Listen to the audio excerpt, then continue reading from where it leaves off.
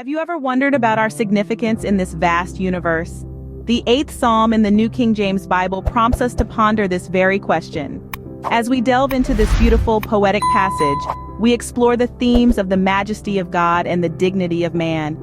Psalm 8 is a hymn of profound contemplation, a celebration of the awe-inspiring universe and humanity's privileged place within it.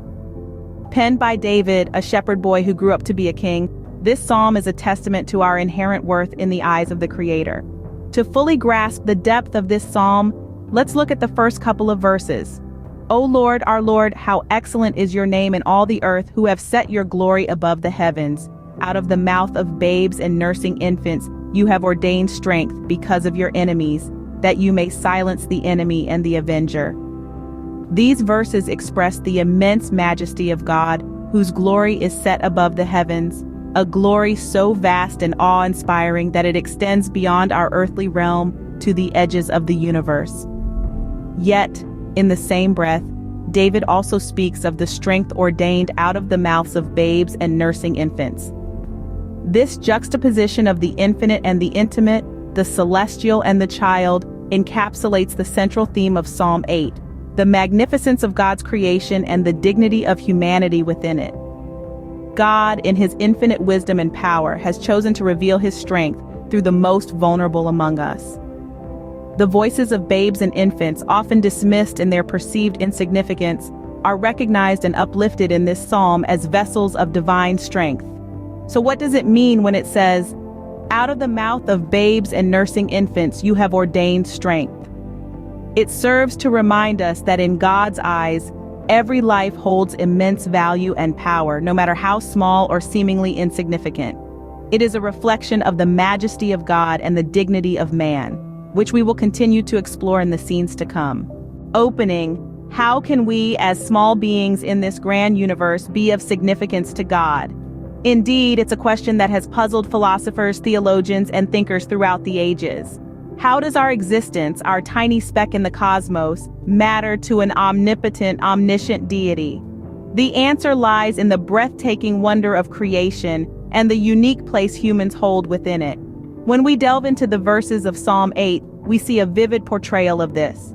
Verses 3 to 5 read, "When I consider your heavens, the work of your fingers, the moon and the stars which you have ordained, what is man that you are mindful of him, and the Son of Man that you visit him?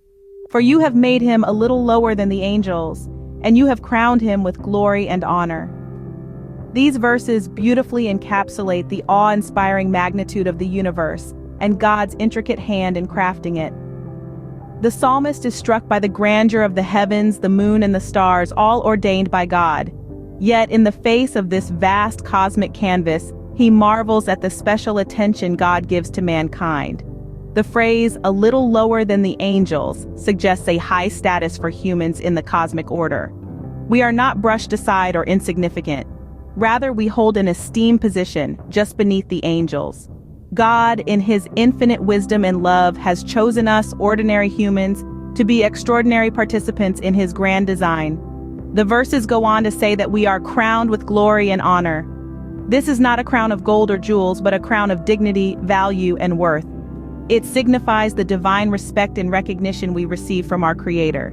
It's a testament to our role in the universe, the responsibility we carry, and the potential we possess. Closing. In these passages, it talks about God's creation and the honor and glory he bestowed upon man.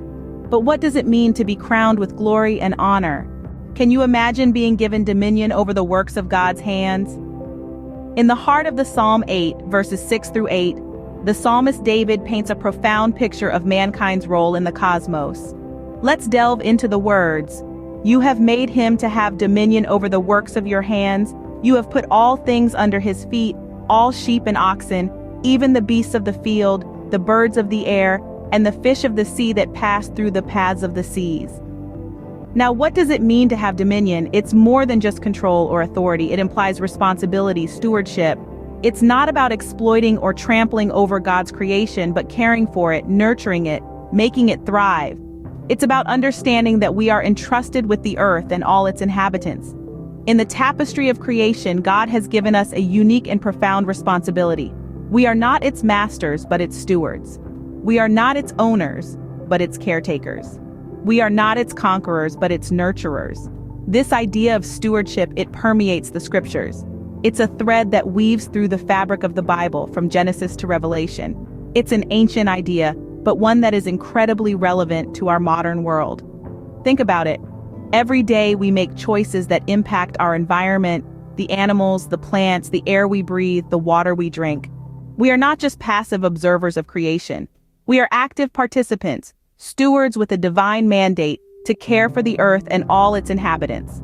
But what about the beasts of the field, the birds of the air, and the fish of the sea mentioned in the verse? They remind us of our interconnectedness with all of creation. We are part of a larger ecosystem, and our actions have ripple effects throughout that system. So, we are given dominion over God's creation. But how does that translate to our role in today's society? How do we see the principles of Psalm 8 reflected in our current society? In the hustle and bustle of our modern world, we may sometimes overlook the profound wisdom contained within the verses of Psalm 8. But when we pause and reflect, we find that its themes remain as relevant today as they were thousands of years ago. The psalm begins with a profound recognition of the majesty of God, a theme that anchors us in humility and gratitude. In today's world, where pride and self-importance often take center stage, Psalm 8 serves as a gentle reminder that we are part of a much larger universe, under a divine being that is infinitely wise and powerful. The psalm then moves on to discuss the miracle of creation, a theme that instills in us a sense of awe and wonder. In a time when we're making unprecedented advances in science and technology, it's easy to lose sight of the miraculous nature of our existence. Psalm 8 calls us to marvel at the beauty of creation, from the grandeur of the heavens to the intricacies of life on earth. Next, we find a focus on the stewardship of man, a call to responsibility that is more urgent now than ever. As we grapple with pressing global challenges like climate change and social inequality, the message of Psalm 8 serves as a timely reminder. We are called to care for God's creation, to respect the dignity of all life, and to use our abilities not for selfish gain, but for the betterment of the world. Finally, Psalm 8 ends with a reaffirmation of God's majesty, bringing us full circle and grounding us once more in humility and reverence. In a world often driven by ego and ambition, this serves as a powerful reminder to keep our pride in check, to honor the divine, and to live with gratitude and humility. As we've seen, Psalm 8 is not just a beautiful piece of poetry, but a call to action for us all. So, what can we take away from our exploration of Psalm 8, you might ask? Well, let's take a moment to reflect on the journey we've just been on together. We've marveled at the majesty of God, whose name is excellent in all the earth. This psalm reminds us of his grandeur and omnipotence, showing us that even the heavens and the stars are the works of his fingers. It's a humbling thought, isn't it? That such an all-powerful entity cares for us, mere mortals, to the extent that he has even made us a little lower than the angels. This brings us to the dignity of man. Despite our smallness in the grand scheme of the universe, we are not insignificant. Quite the contrary. We are crowned with glory and honor, made stewards of the earth and all that is in it. We are not mere spectators in the world, but active participants given responsibilities and tasks. And let's not forget the miracle of creation. The earth and the heavens, the birds of the air and the fish of the sea, all are products of God's creative power. This psalm invites us to appreciate the beauty and intricacy of the world around us, to not take it for granted but to cherish it. We've also discussed the stewardship of man. This psalm is a reminder of our duty to care for the earth, for the animals, and for each other. It's a call to action, urging us to honor the trust placed in us by God. Finally, we've considered how Psalm 8 applies to today's world. Despite the changes and advancements of the modern age, the timeless truths in this psalm still hold relevance. It teaches us humility, responsibility, and reverence. Remember, in the grandeur of the universe, we each have a significant role to play. So I'll leave you with this question.